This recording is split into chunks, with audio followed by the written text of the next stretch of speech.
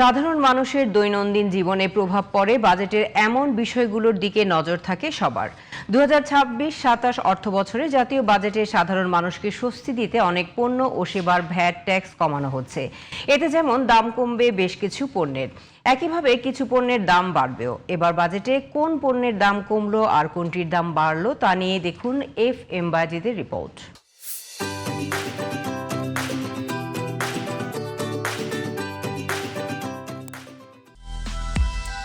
প্রস্তাবিত 2026-27 অর্থবছরের বাজেটে দেশীয় শিল্পকে সুরক্ষা, জনস্বাস্থ্য রক্ষা এবং পরিবেশবান্ধব পণ্যের ব্যবহার উৎসাহিত করতে বেশ কিছু পণ্যের উপর শুল্ক ও কর বাড়ানোর প্রস্তাব রাখা হয়েছে।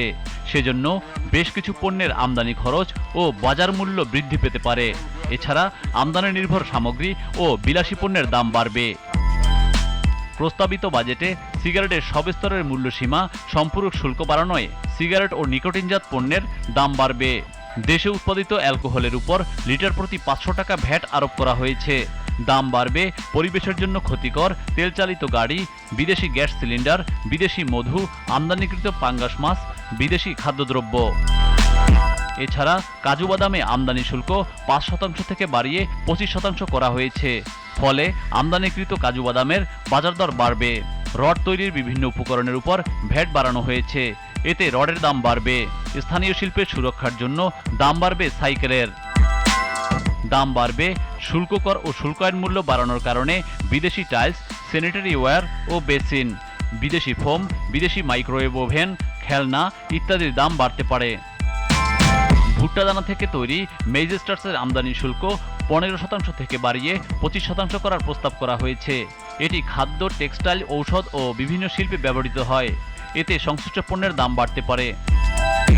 তবে মুদ্রাস্ফীতির চাপে পিষ্ট সাধারণ মানুষের জন্য বড় সুখবর নিয়ে এলো 2026-27 অর্থবছরের জাতীয় বাজেট। এই বাজেটে সাধারণ মানুষের দৈনন্দিন খরচ কমাতে এবং হাতে বাড়তি টাকা রাখতে একগুচ্ছ জনমুখী পদক্ষেপ নেওয়া হয়েছে। বিশেষ করে চাল, ডাল সহ নিত্যপণ্যের দাম কমানো এবং করমুক্ত আয়ের সীমা বাড়ানোর ঘোষণা সবার নজর কেড়েছে। বাজারে নিত্যপণ্যের আকাশছোঁয়া দাম নিয়ন্ত্রণে আনতে আমদানিকারক ও সরবরাহকারীদের জন্য বড় কর ছাড় দেওয়া হয়েছে বাজেটে। 7টি নিত্যপ্রয়োজনীয় পণ্যের উপর উচ্চকর কমানো হয়েছে। আগে এসব পণ্যের উপর উচ্চকর ছিল 2 থেকে 5%। এখন তা এক ধাক্কায় কমিয়ে 0.5% করার প্রস্তাব করা হয়েছে। এর ফলে বাজারে এসব পণ্যের দাম দ্রুতই কমবে বলে আশা করা হচ্ছে। এর মধ্যে রয়েছে চাল, ডাল, গম, আলু, পেঁয়াজ, রসুন, আদা, ভোজ্য তেল, চিনি ও লবণের মতো নিত্যপণ্য।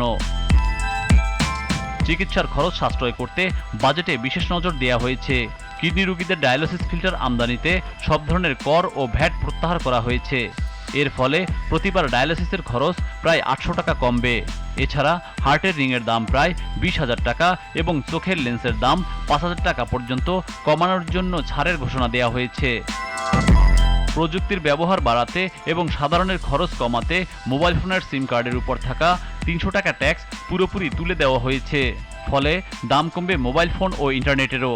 এছাড়া দাম কমবে সোনার গহনা, শিশু খাদ্য, জিরা, দারুচিনি, খেজুর, বৈদ্যুতিক গাড়ি, ল্যাপটপ, কম্পিউটার, ঔষধ, বাদ্যযন্ত্র, সৌরবিদ্যুতের সরঞ্জাম সহ আরও কিছু পণ্যের।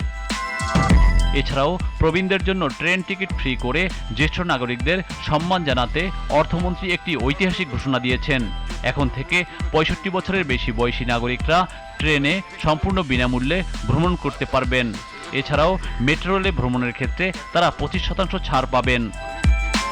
এবারের প্রস্তাবিত বাজেটে নিত্য প্রয়োজনীয় ও খাদ্যপণ্যের দাম কমানোর উদ্যোগ বাস্তবায়ন হলে সাধারণ মানুষের জীবনযাত্রা কিছুটা সহজ হওয়ার সম্ভাবনা রয়েছে বলে মত বিশ্লেষকদের। FM Bayezid, GTV news, Dhaka.